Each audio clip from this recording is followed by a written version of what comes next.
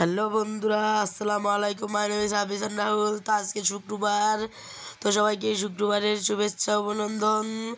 তো আজকে সকালবেলা উঠেই চলে আসলাম যেইখানে ভাড়া থাকি আমরা, সেই বাড়ির ভিতরে যেইখানে আমাদের একটুখানি দায়িত্ব আছে, সেইখানে গাছ লাগাইছি।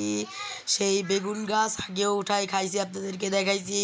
তো আজকে সকালবেলা কিছু খাওয়ার নাই, এই জন্য ভেন্ডি ভর্তা করে আর বেগুন ভর্তা করে ভাত খেতে হবে।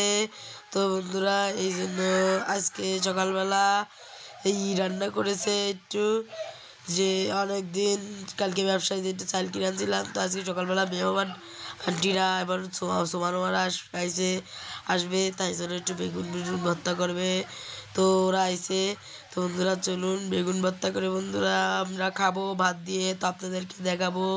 তো এই দেখুন, কিছু কাঁচা কাঁচা পাকা পাকা বেগুন, এই পাকা পাকা ভেন্ডি উঠেই নিয়ে আইছি, মানে তেমন একটা নাই, সব পচে যায়, পেকে যায়। তো দেখুন কয়টা পাইছি, এই যে আমার হাতে দেখুন বেগুন ভর্তা আর ভেন্ডি ভর্তা। বন্ধুরা সব পাকা পাকাটা উঠে ফেলাইছে, এখান থেকে বেছে বেছে কিছুটা ধুয়ে ফেলাবো। এই দেখুন ধুয়ে ফেলায় তারপর হচ্ছে গিয়ে এটা ভর্তা করতে দেব।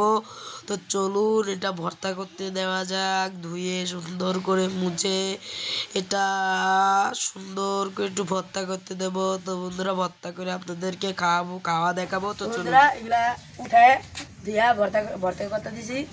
ভর্তা করা হয়ে গেলে তারপর হচ্ছে মাখাই যখন খাবো তখন আপনাদেরকে দেখাবো। তো সম্পূর্ণ ভিডিওটা দেখবেন, এটা অনুরোধ রইল। তো চলুন। হ্যালো, তো বন্ধুরা এই দেখুন ভর্তা একটু করে ভাগে পড়ছে সবার।